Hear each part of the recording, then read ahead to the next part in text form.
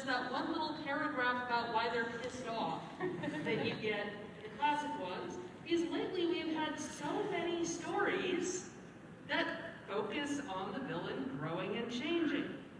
Well, to start off in traditional panel fashion, why don't we do who you are, why you are so knowledgeable about this topic, and what amazing things you might be selling, etc., etc., and why don't you just throw in who's your favorite villain? And Matt, why don't you start us off? Sorry, I'm passing mics, guys. Okay, can you hear me?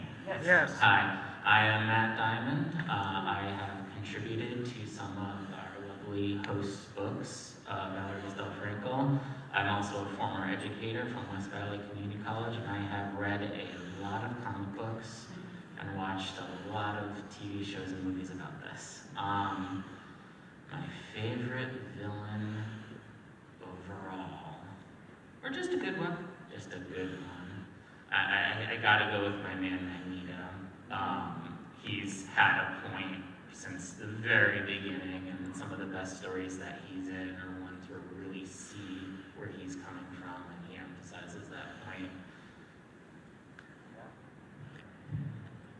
I'm Strom, and I write stories about a superheroine who started out writing comic books, and then she becomes the Superman of her world when people get superpowers.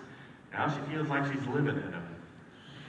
And so I've self-published a book. I'm close to self-publishing my second one, The Rise of the Stump Finger. And I've had some short stories published in local anthologies. And as for my favorite comic book villain, I really like Dr. Doom when he's done properly. Because I like villains with good manners and can make even the toughest heroes wet their pants. For the movies, I think Goldfinger and Oddjob, as a movie critic put it, they are villains in the classic sense of the word. Come on, Dr. Doom's an altruist. He's trying to improve the world. As he sees it, yes. Hi, my name is Miko Salsen. I am the author of actually several horror novels. I'm a horror writer, and I do a column for the San Francisco Baby called Writing in Black, which is about being African American on the convention circuit and in the literary arts world.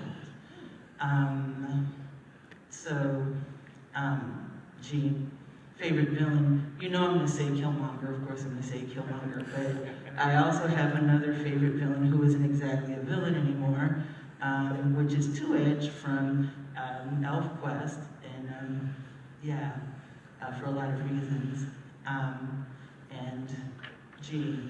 I am here thinking about the redemptive story arc, which is something that Two-Edge shares in common with Magneto over there. That is, when your villain isn't always a villain, for reasons.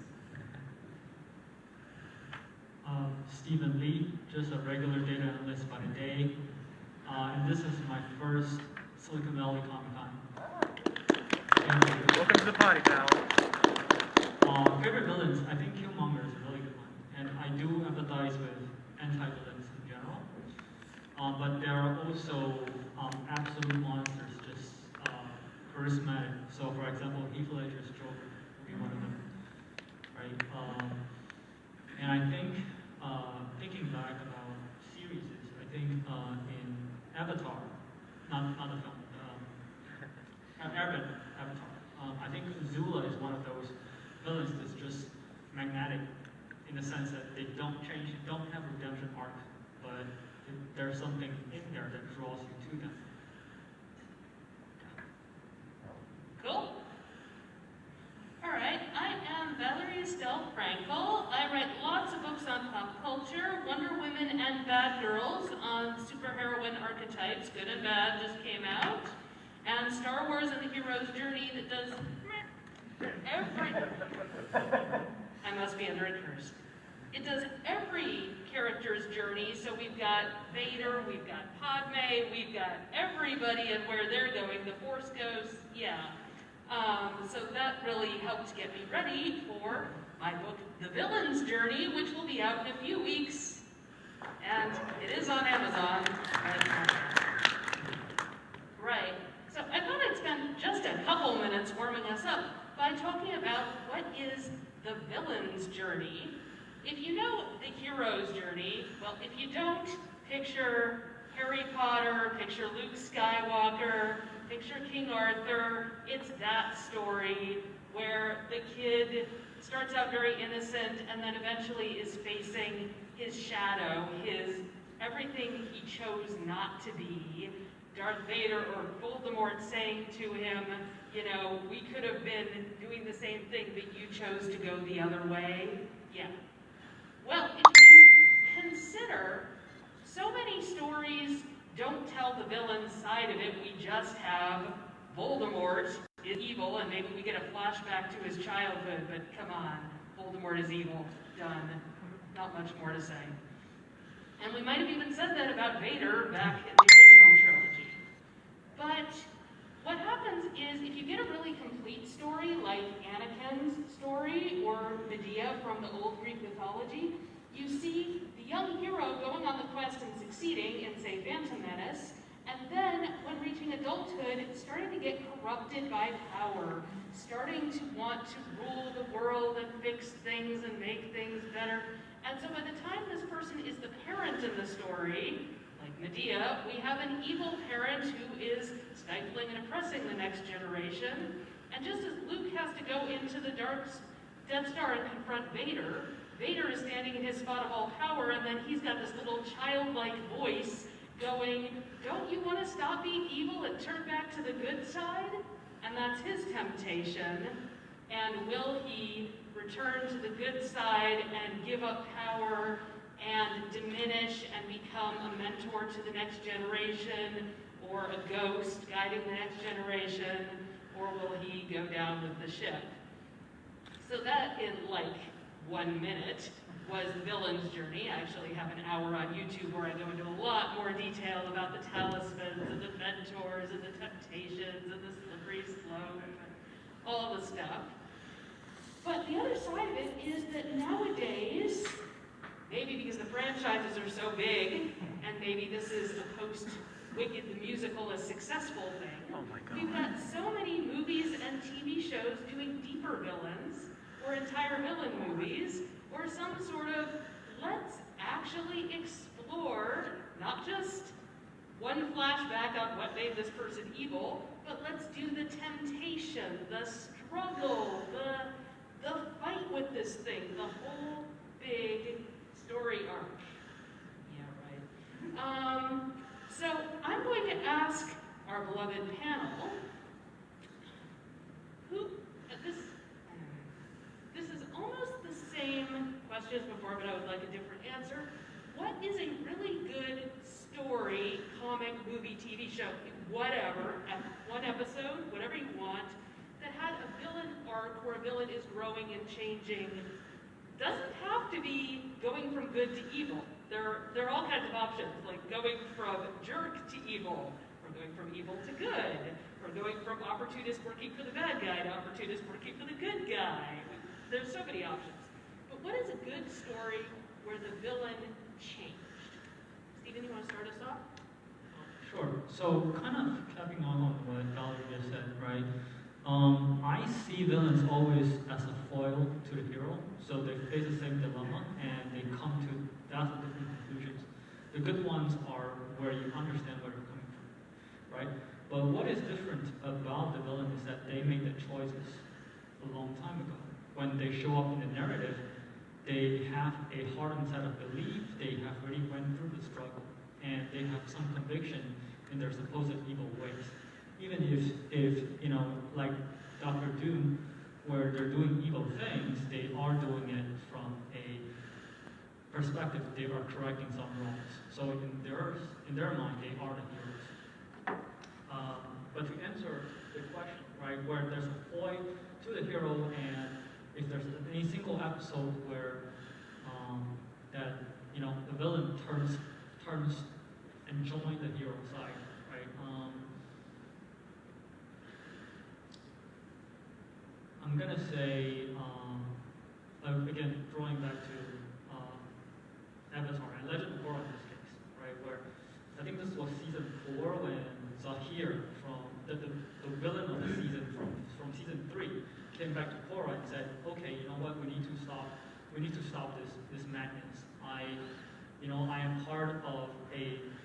I'm part of the Red Lotus, which stands against you, but in this case we are facing a larger evil. I'm willing to kind of sideline my perspective just for once so that we prevent annihilation, right? And that is amazing to me because for those who actually watched Legend of Korra, Zahir is a very principled, very mature, and very wise character. That moment where he gave up the villain, the mental of the villain and say, hey, let's work together even just for now, right? And then maybe I'll do something bad to you later, but let's just make peace for now, join forces. I thought that was one moment where it's not really a redemption arc, but to see that, yes, this is a principled thing he would say, he stays in character. And at the same time, you can see where there are still ideologically opposites of each other. And I thought that was an amazing scene. And given that it was a children's cartoon, I think that line was probably delivered in like 2 minutes or 3. But the build up to that undercurrent, that was amazing. Okay, cool. So yeah, building off of that, first of all, in Avatar, The Last Airbender, Zuko is a character that has a really nice redemption story arc, and then when they get into his childhood, what happened with his father that caused him to want to do villainous things, and also how realizing that he didn't want to be like his father helped him to change. So that's one thing that I could think of. So when it comes to villains, a lot of villains are static characters. They don't change much, like Ramsay Bolton in Game of Thrones. He's just evil. He starts out evil, he finishes evil, and he doesn't change much. Joffrey, who also was roundly loathsome, has more of a story arc where he changes, but not in a good way. He just gets more and more evil and vile as he acquires power, and also as he grows older, he becomes more brutal. So that's a story arc that's going to just change in a really, really evil way. Now, in terms of the villain being a foil to the hero, one story that I really like, which involves Magneto, who I actually really love, is the Amalgam comic series had all these different alternate worlds, and I believe this was Amalgam. They had Age of Apocalypse. So in Age of Apocalypse, what happened was that Professor Xavier, who is the foil of Magnus Landseer, died early in the story, and because he died, Magneto still really was sort of this rebel and still really actually was very into protecting the mutant cause, but took on a lot of the gentler qualities that, that Professor Xavier had because there was no foil. So he became a different person. It really showed how this foil relationship creates the villains. And I think that if you're into the Star Wars universe, the Disney Star Wars, which some people like and some people don't like, really shows how there was this whole clash between the Jedi and the Sith that creates villains in essence because of the two extreme types of thinking. So, yeah. Cool. Hey, I'm going to pick a villain that has a local author here selling his books at his booth. He's written a trilogy about a supervillain, Dr. Fid. And I highly recommend it. I read it myself, and it starts out with Dr. Fid. He's one of these kind of like Tony Stark on evil steroids, shall we say. And one reason I think he takes up the supervillain role is that he thought the heroes were just utterly incompetent and he was going to show them up. He finds that there's a menace that he doesn't think the heroes can handle, and he steps in and handles it. And later on, seems like kind of a cliche, but it really works. There's a little girl he takes under his wing, and he protects her, and you'll see what happens there if you buy the trilogy. But he's one of these very smart, very super intelligent villains. You really get into his head during the series. And I was talking with David yesterday, and he said he's a genius, but he makes stupid mistakes sometimes. I like this villain so much that I wrote a blog post for my Super Holly Hansen character and him go toe-to-toe. And he decides just to take her on, just to have a little fun while he's popped into this other dimension. The Superman of this world. I think I'll taunt her and get into a fight with her just to show her who's boss. You get a bonus point for plugging indie authors. Incidentally, a bunch of us are sharing a booth called SiliCon Valley Authors that's right by the autographic section.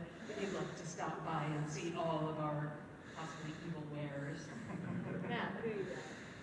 Yeah, so well, I love the villain's journey that Valerie outlined, where you go from hero to tyrant to evil to villain. I think that an equally compelling story you can tell is just average person to massive loss to tyranny to evil.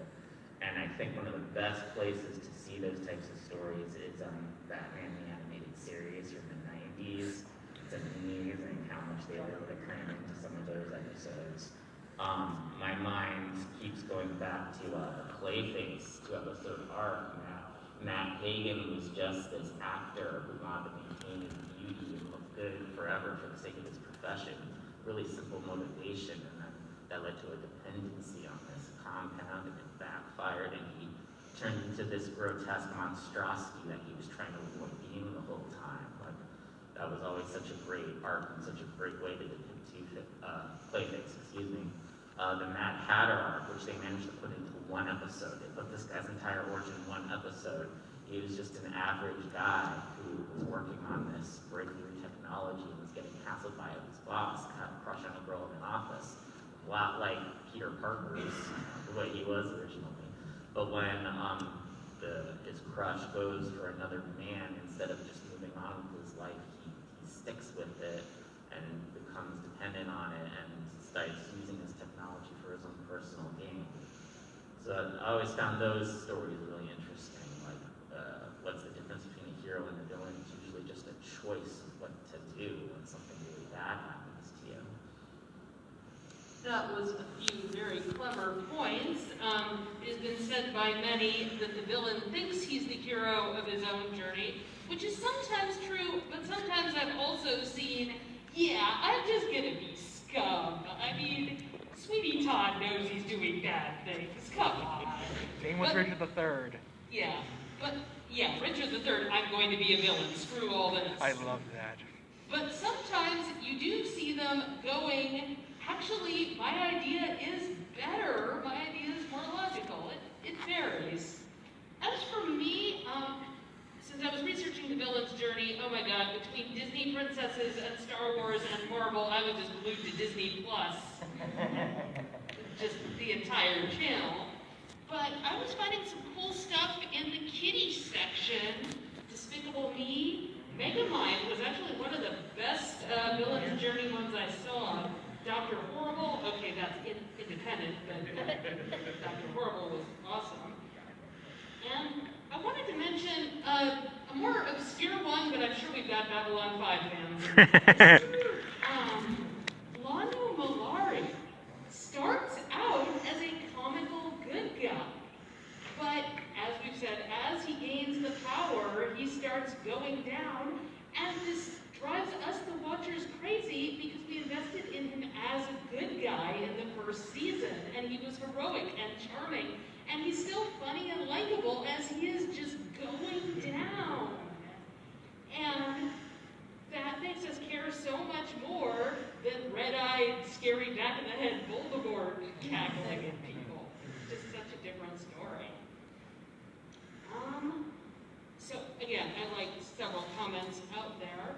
And the foil is an interesting one because yes, what does the villain do if he doesn't have the good guy anymore? And that's Megamind when the good guy is out of the picture and the villain is standing there going, wait, I won? Now what do I do? There's a Batman where Batman is apparently killed and Joker actually says, no point in doing this anymore, and retires and becomes halfway normal. So they're just so tied together. So I guess, I don't know, I guess we could do another round before we start taking some comments and questions, which we will. So there are so many types of villains, and we mentioned some. We mentioned the ordinary guy, we mentioned the foil, there are sidekicks, there are the ones who started out with this plan, there are the ones that fell into this, and a number of the really complex stories, Babylon 5, Lord of the Rings, whatever, you get a bunch, Harry Potter, you get a bunch of different ones.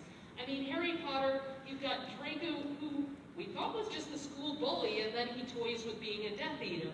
And we've got Voldemort, who's just total scum, and we've got Wormtail, who was just kind of really weak, and, you know, the bad guy made me an offer I couldn't refuse. And we've got Gilderoy Lockhart, who thinks he's a good guy, and Slughorn, who thinks he's a good guy, but dude. We've got Cornelius Fudge, the Enabler. I mean, you end up with so many different flavors between I am a mega villain and I'm going to destroy half the planet, to just, there are so many types. So why don't we hear about a type we think is cool, and once again, you could mention a story or two that really worked for you. And I guess, Matt, you're on deck. I love just looking across the villain spectrum because there's so much there. I want to focus a little bit on kind of the far end, just like the pure evil Disney level villains, right? So these are like your Ursulas, Jafar, Scar, Yzma. These are like the people they're not really given a lot of backstory. They're not really given a complex motivation. Usually it's just one simple goal that they're trying to accomplish, and they do whatever they want to in order to get it. And somehow we still manage to love these characters. We love seeing them relish in how evil they are. They usually have their own solo musical that we all sing along to. And it's so much fun. And what's really great is that they usually get like a really cathartic moment towards the end when they realize it doesn't go their way and they just freak out. Jafar turns into a snake, Ursula turns huge, Scar finally realizes like all the mistakes he's made. What's really interesting about these guys is that when you try to give them a backstory or like do a solo movie on them, it actually diminishes what made them interesting in the first place. When Maleficent got her solo movie, they had to change the story. They even changed the wording of the curse so that it's not death, it's just eternal sleep to make her a little more empathetic. And I'm watching this going, well, this is a great movie, but this isn't the same Maleficent from Sleeping Beauty. They ruined everything. This one isn't going to turn into a dragon and kill everyone. I just found it, so sometimes it's nice to just embrace your pure evil villain that just is evil for evil's sake and relishes in it. You just have to be careful to not give them too much at once. Good point, and we've noticed they all shop at the same store. By the way, Serena Valentino has done a series of children's novels that does the backstory on every single Disney villain, if anybody wanted to look into those. Dan, who you got? Valerie, I'd like to repeat the question for us so I stay on track. Well, if you answered a different question, I wouldn't zap you with lightning. I'm Wonder Woman, I don't do that. The question was, what's a cool type of villain? Sidekick, underdog, one who, circumstances pushed him too far. Well, I have to say that since I think about my own villains, I'm going to use some of them, even though you've never heard of them. I have one villain who's become one of my favorites because he has the goofiest superpower in all my little universe. He is ice cream guy. My power is that over all things ice cream. And in the first story, he uses the power to freeze brains by having you eat the ice cream and your brains frozen. You become a slave. And he brain freezes Super Holly Hansen because I decided this guy has such a goofy superpower. He always has to get the best of the hero. So in the first story, he is fought by Holly's friend, little kitty girl, the little girl with kitty cat powers. In the next story, it's going to be, his motivation. The first story was he wants to get a lot of money and build a bigger ice cream plant and make more money. And kitty girl thinks it's kind of a dumb plan. In the next story, he is mad at another villain, Billington Stumpfinger, because Billington hired him to have ice cream for this big dinner of, he's a rich guy, he's having a dinner celebrating his getting out of prison and back in society, and then he stiffs all the people that work for him, like another red-haired guy, but we won't, orange-haired guy, we won't name any names. And Ice Cream decides he wants revenge on this guy, and he wants to get Super Holly again. He has the power to make ice cream clones. But I see his as a journey towards trying to be a major alpha supervillain, but I see him becoming good eventually, despite himself. And when I'm creating villains, quite often they're just they're fully formed, they're there, they don't have any arc of any kind. But a few of them do have an arc. If you're a writer, it's worth thinking about. I mean, as we said, there are so many blockbusters from Disney to original Star Wars where the villain is just there. I mean, you don't always want to do the backstory. But I've heard from so many writers who say, I just sat down and I wrote a short story that was just the villain. And I didn't include it or anything like that, but it really helped me understand what was going on with this guy. So again, as writers, it's worth considering what were the big moments. So yeah, this is my favorite type of villain, and it's very political. Okay, the villain is not wrong; the world is wrong. Okay, so probably people's favorite of this type of villain is in fact Magneto, because Magneto is telling Xavier from day one, okay, I survived, Nazi Germany, and I know that there is really bad things in the world that can happen when people are persecuted. Okay, is Magneto right? If you know what Days of Future Past is, then you know that Magneto is right, because eventually the government actually creates the Sentinel program and goes to wipe out the mutants. He is absolutely right, so much so that later on down the road in these comics, his points have to be acknowledged because he is right. Now, the villain isn't always right. Killmonger is not right. Okay, he's wrong. He is pissed off about a lot of things that are valid, but he is actually not a very nice person. We just saw Candyman, and I don't want to spoiler Candyman, but if you've seen the commercials, you know that they're talking about how Candyman is the whole hive, and there's more than one Candyman. It's not really a spoiler, and that this is being caused because of different types of persecution that they're under. Now, who is writing this story is something that determines who is good and who is bad in the story, and I want to talk about Korra. Now, in Korra, they're living in a police state. Since they're living in a police state, they keep acting like people who are homeless might be villains, but people who are homeless because of the, basically because of the 1%. So, in a way, if you're watching it and you're thinking ACAB or you're thinking, Occupy, you're like, why are these people actually supposed to be good? They're running a police state, and the people that are fighting against them actually seem like they're right.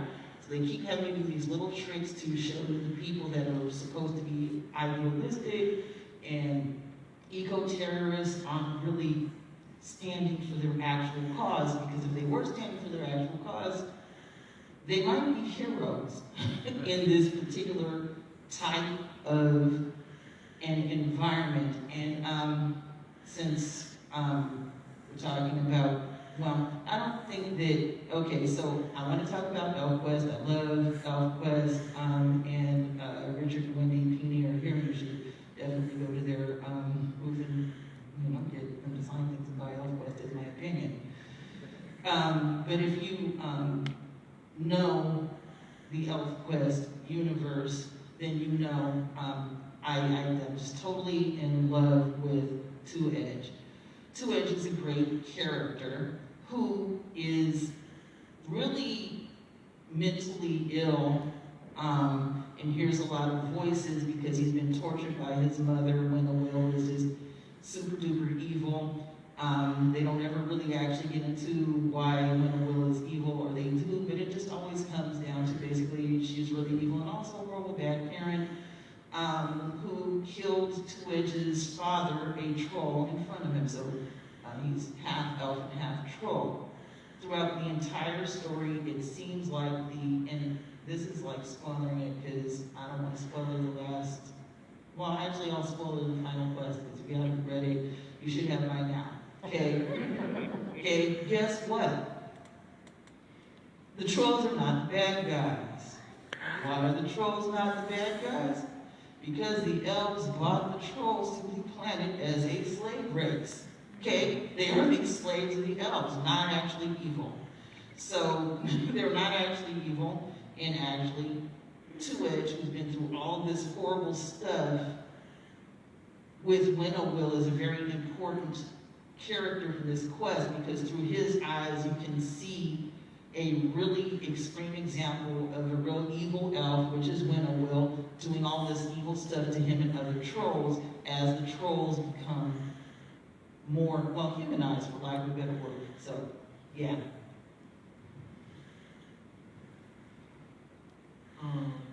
Going back to something we just talked about, I think we love villains who are dedicated and pure to their ideals. They actually exhibit the same qualities as the hero. Right? They probably have tenacity to work through whenever their plans are foiled. They have loyalty from their subjects, which is usually lacking in Congo and maybe sometimes incompetent. But this dedication, you think of it as a foil to the hero, right? They actually go through the same hero's journey, but they never have the origin story. It's usually a flashback, and that's kind of one sentence explanation of how they become who they are today. So my favorite kind of villains are those that you don't know are villains. Hear me out. The entire Game of Thrones series, the TV series, if you have been watching it from the beginning, you would never probably know how Dany was treated at the end, right? So by the end, she was probably, I guess most of us would agree that at that point she's beyond redemption, she's a villain. But if you went through the entire series, even up to maybe the third or fourth episode of the final season, you would have never guessed that, having been through all this character growth, having been through all these challenges, having all these triumphs and all these losses and betrayals, that you end up having a villain right in front of your face. Right? And the other thing is, I think you brought up who's the author, right? I think George R. R. Martin is amazing, and the troll writers, they probably blocked up some things, but you didn't know which way they were going until they showed their hands, and I thought it was amazing. So drawing closer to reality, right? Where in Silicon Valley we always talk about, the mythos, the heroes, right? But if you think about all the good stories, all the coverages on, the tech titans, probably everybody agrees by now, Steve Jobs is one of the heroes. But what about people's stories haven't included? Elon Musk is very controversial, right? He's talking about going to Mars. He's always talking about autonomous driving and hasn't been delivering for years. Is that a good thing? Is that a bad thing? He's talking about Bitcoin. There's a lot of problems with that tool, but there's also a lot of promises, right? These are stories that's unfolding right in front of our eyes, and we don't know the answer to that. And if I'm thinking about them, Are they a hero? Are they going to be a net benefit to society? Or are their bold experiments going to backfire and just bring catastrophe to all of us? Right? I think those are the, well, are you a villain yet? Or are you maybe the world is wrong, you're trying to do something different? Right? When you have an author and you have a character's name at the beginning of the series, you know whoever comes up as a foil is a villain. But when you have an ongoing story or a story that is just, sometimes you're living in it, other times, you live with it, but you don't know which way it's going to go. I think those are the most attractive villains. Yeah, Game of Thrones had a lot of surprising characters. We would not have expected from the beginning that Jaime would end up fighting alongside the Starks. Yeah. As we said, there were some characters like Joffrey and Ramsay who were just, yeah. But there were some who had a lot of heart and stuff going on. I'm going to agree with Sumiko. I've been doing that a lot lately. When the villains who are out there to achieve justice or are more right than the villains, the ones I was looking at are subtly different. They're the ones fulfilling our fantasies because they're going up, maybe they're evil, but they're going up against somebody worse. I was thinking of Catwoman in Batman Returns. Her boss pushes her out the window when she's a frumpy little nobody, and then she just shows up at work. Hi, boss, I'm back. Harley Quinn in Birds of Prey. Well, Harley Quinn in everything, because she tends to be bad, but she tends to take out people who are worse. And I'm remembering the beginning of Despicable Me, where somebody's being a jerk at the Starbucks line and whatever, and there's Groot in his tank just going, you want to mess with me at the Starbucks line, I will freeze ray you. So just the fantasy of, all right, that's a bad thing to do, no kindergartners, you should not act like that. However, the other person was a bigger jerk, and it's so tempting to just, yeah. All right, we're not at the end, but definitely far enough along that I would like to take some questions, some comments. You could shout out to your favorite villain that we didn't bring up yet, or you could ask a question of one or all of us. Who's got something? You can step up to the mic, or you can try raising your hand and then giving a shout. I don't know, we don't have to do the mic. Who's got something for us? Who's got an amazing villain we haven't talked about, or whatever? Yeah? Actually, out of the comic book genre, one of my favorite movies of all time is The Godfather. And Michael Corleone, through all three, even though I know the third one is not as good as the first two. but the arc of him, because in the beginning he tells the story of Luca Brasi and the band leader, and he talks about, oh, it's not going to be like that when I take over. He has to go to Italy, he gets married, his wife gets assassinated accidentally, and then he comes back and he always rationalizes it. I'm doing this for my family. He almost like, oh, I didn't really want to do this, but I have to. And then at the very end, he gives it over to Vincent, the son of Sonny. And I just think that is just such a great, and his daughter dies right in front of him when the assassin is trying to kill him. And that's a great arc. Yes, we get a lot of slippery slopes in the villain's journey. We get a lot of collateral damage. We get a lot of, one way I found myself thinking about it is a comedy, you get what you need, but not what you want. Line one of a comedy is often, I don't want to fall in love this week. I don't want any romantic complications, and then we know what's going to happen. And a villain gets what he wants, but often loses what he cared about most, or loses what he needed.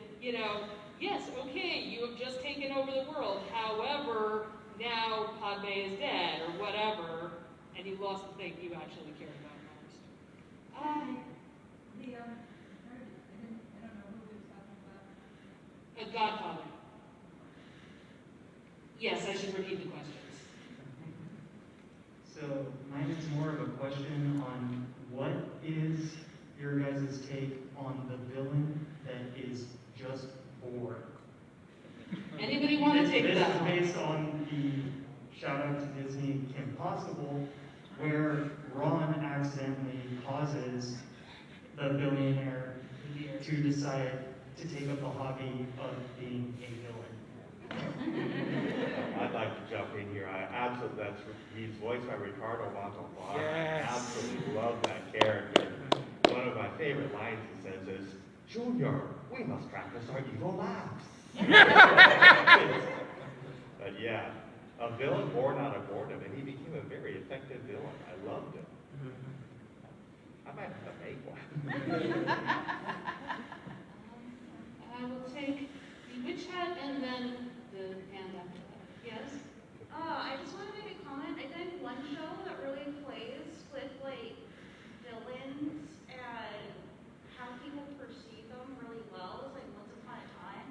Because like the characters you think are the good guys do bad things that you consider villainous, whereas the villains go through like these redemption arcs and try really hard to become the good guy, and have the villains that are actually just villains. And like I love how they just like play with the whole idea of who's actually a villain in somebody's story. Yes, Once Upon a Time was having a lot of fun with the role switching. Now picturing that scene from the fairy tale musical where they keep going, oh, so it's your fault, you started this mess. Into the woods? Into the woods? Into the woods, thank you. I absolutely loved Once Upon a Time season 2 and what they were doing with Peter Pan. Like that was, because when you think about it, yeah, Peter Pan is this brat. He's this manipulative little kid who like gets a bunch of boys around him who are lost and confused and don't know what's going on, and then just gets them to harass Captain Hook and these pirates. He's basically a gang leader. Yeah, and Captain Hook just wants this kid to leave him alone. It's just so well done, and that was just such a great interpretation of both of those characters. Yeah, Once Upon a Time is great. There are also several Hook And novels. Lana Parrilla has a panel at like 3 o'clock, I think. So, Go get those villains. Red Hood? Red Hood. I sometimes find there's a problem though in a lot of television shows and movies where the good guys that are presented as the good guys are often the ones that cause all the problems, but because they're good, they get to win and end up triumphant.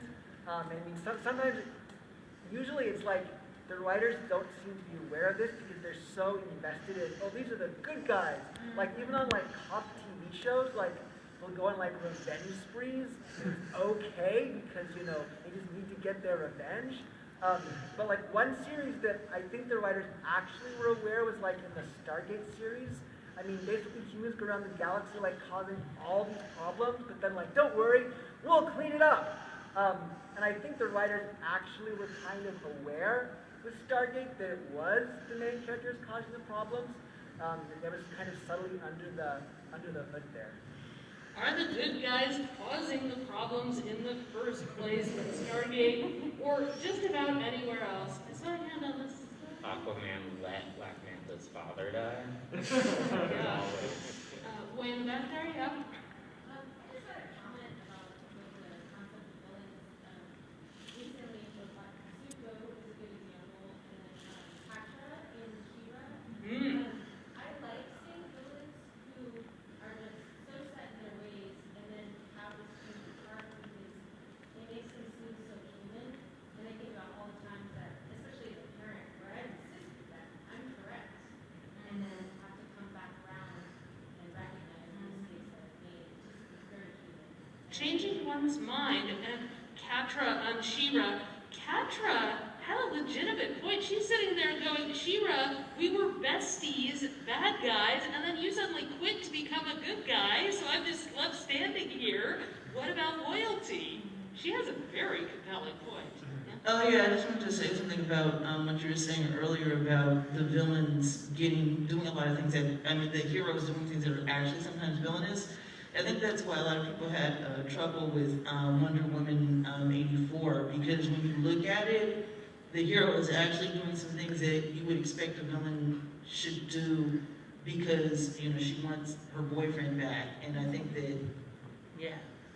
Ooh, Wonder Woman 84, so many problems. Did you Well, my first comment was that I actually tend to view Disney movies backwards. So my favorite Disney villain is the Beast, or as I like to call him, Mr. Stockholm. And my favorite Disney princess is Ursula, who has an amazing backstory in the musical. But my question was about, we've kind of touched on it. In fact, the Peter Pan thing actually gave me an example of this, of stories are often started by villains doing something villainous, right? Doing something evil. And the villain therefore has to choose to be in some way unjust, even if they think they are just. The core question of the villain becomes justice.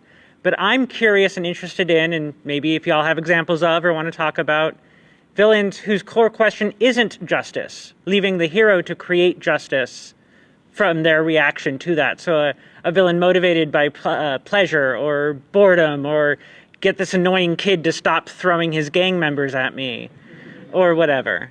Anybody got one? Yeah, I mean, Ramsay Bolton is not motivated by justice. He is pissed off because he's a bastard. He thinks that he should be having things, sure, but is mostly motivated by being incredibly sadistic and not caring about other people's agency or consent at all. You know? I guess I've got to plug Dr. Kidd again. He became a villain because the heroes are so incompetent that he had a personal tragedy early in life because the heroes were just jerks.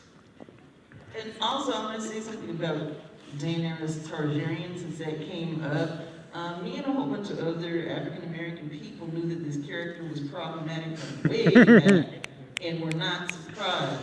His character has been problematic from day one, and is pretty much just obsessed with getting the Iron Throne, like a whole bunch, like you know, just like Cersei, really. Good point. I was thinking, you know, like several people have been talking about like what happens when, you know, the good guy is actually the bad guy, or the good guy causes the problem.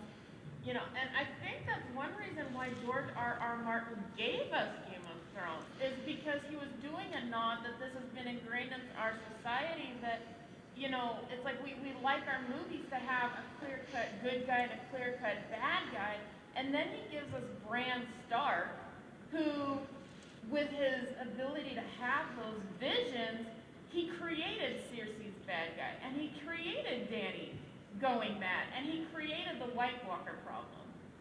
And at the end of the day, he won. Did Bran Stark create all the problems in Game of Thrones before going on to win the Game of Thrones? What the hell? Yeah, and I think that's one reason why fans hated how the TV show ended. Is because it blew all the norms out of the water. A lot of people, back when Buffy was on, were commenting that, you know, yes, Spike is so likable, even when he talks about all the people he murdered, but also Xander, the best friend, is kind of unlikable and keeps making selfish choices.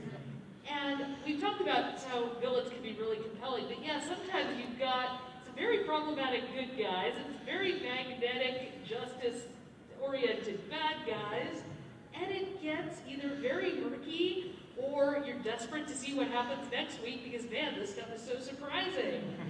Let us take our friend in the microphone. Hi, oh God. It's been so long since I've been on the microphone. So, I feel like one series that really captures the essence of the villain or makes you respect villains even though you know they do really, really shitty things is Hunter x Hunter. One famous example is, spoilers for Hunter x Hunter, Prince Merowyn of the Chimera Ants. So, really quick recap of Chimera Ants, infestacious species that can overtake a kingdom in a very short period of time because of their diet. So, this villain who gets very, who is born out of being eaten from humans humans and just wants to keep eating humans and is one of the strongest creatures of existence. He's a pitiful human creature who knows how to play a board game, and that's all she knows how to do. And he's like, pathetic, what the fuck? And he slowly starts feeling human, and I feel like even, I don't know where I'm going with this, but it's like, you get to see how, like, the story weaves itself in a way where you start feeling for this creature, even though you know, like, he's a parasite and he's going to die at the hands of an experimenter.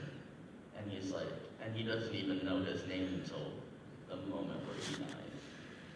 Predators, absolutely. Yeah. It's a complex question. I'm afraid we are out of time. As I said, many of us are sharing a table at Silicon Valley Authors next to the autographing. Do stop by and argue with us more about villains or tell us your favorite one. And thanks for coming. Thank you, everyone.